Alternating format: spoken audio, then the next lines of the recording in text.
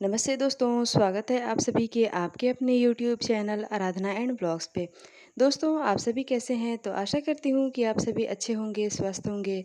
दोस्तों, आज की वीडियो में हम हरियाली तीज के बारे में जानेंगे कि उसकी तिथि कब से प्रारंभ हो रही है, कब समाप्त हो जाएगी। हरियाली तीज पे क्या कुछ करना चाहिए, क्या नहीं करना चाहिए, क्या हमें सरगी खाना चाहिए, क्या सरगी नहीं खाना चाहिए।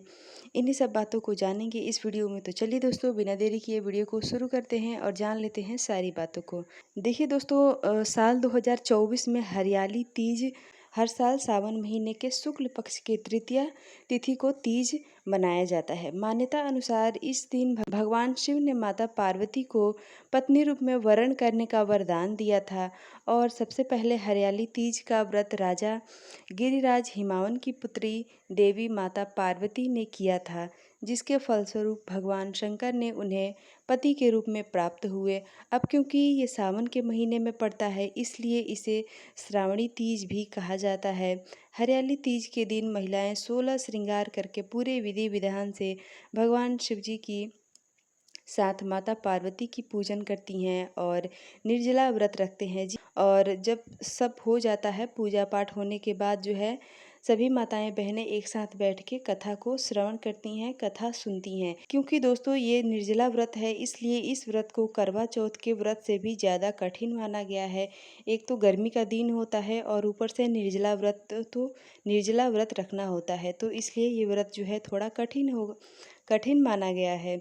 इस दिन जो भी महिलाएं व्रत करती हैं, उनके मायके से श्रृंगार का सामान, फल, मिठाइयाँ, साड़ी, कपड़े इत्यादि आता है। अब क्योंकि ये सुहाग का व्रत है, इसलिए माता पार्वती को सुहाग सामग्री भी समर्पित किया जाता है।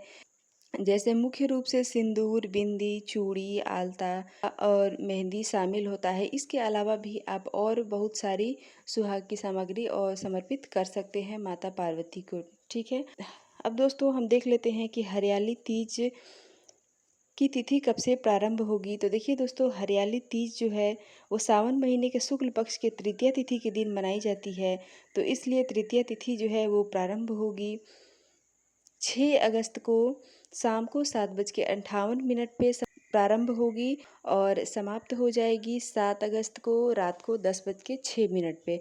तो उदय तिथि के अनुसार अगर हम देखते हैं, तो उदय तिथि के अनुसार जो है 7 सितंबर 2024 को तीज का व्रत रखा जाएगा। अगले दिन पूजा पाठ करने के बाद पारण किया जाएगा। ठीक है।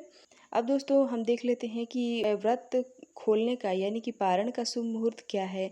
तो पारण का शुभ मुहूर्त है 8 अगस्त 2024 को सुबह में 6:04 से प्रारंभ होगा और 7:15 तक का जो टाइम है वो है शुभ मुहूर्त व्रत खोलने का। तो आप कोशिश करें कि सुबह ही आप व्रत खोल लें, क्योंकि देखिए दोस्तों, एक तो निर्जला व्रत होता है, तो इसलिए हमें समय से पारण कर लेना चाहिए। ठीक है।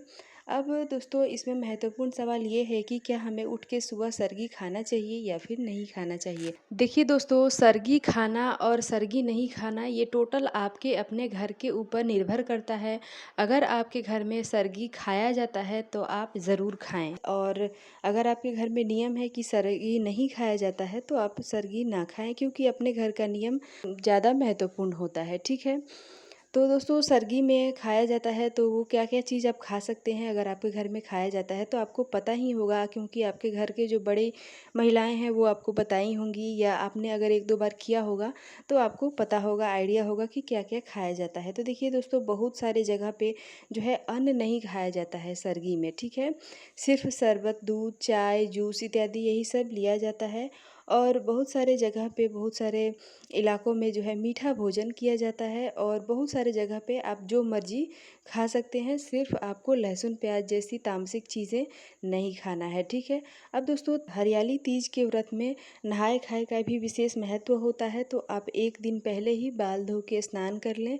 स्नान करने के बाद लहसुन, प्याज, मूली, मसूर की दाल इत्यादि इन सारी चीज़ों का सेवन ना करें, क्योंकि ये सारी चीज़ें जो है व्रत में निषिद्ध होता है। तो इसलिए आप जो है एक दिन पहले ही बाल धो के स्नान कर लें और इन सारी चीज़ों का त्याग करें। ठीक है।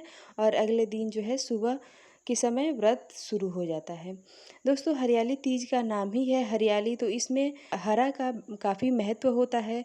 जैसे कि हरी साड़ी पहनना और हरी चूड़ी, हरी बिंदी लगाना, तो इन्हीं सारी हरी बिंदी लगाना, तो इन्हीं सारी हरी चीज़ों का महत्व होता है, क्योंकि एक तो सावन के महीने में पड़ती है और दूसरा जो है इसका नाम ही है हरियाली तीज। ठीक है, तो दोस्तों ये जो है सुहाग वाला व्रत है, इसमें महिलाएं अपनी सुहाग की लंबी उम्र के लिए महिलाएं भगवान भोलेनाथ और माता पार्वती से व्रत रख के और उनसे आशीर्वाद लेती हैं। ठीक है दोस्तों, इसमें बायना का भी बहुत महत्व होता है। सास को बायना दिया जाता है, जैसे कि साड़ी, चूड़ी, महावर, मतलब सुहाग की चीज़ें के साथ फल मिठाइयाँ जो है वो बायने में दिया जाता है।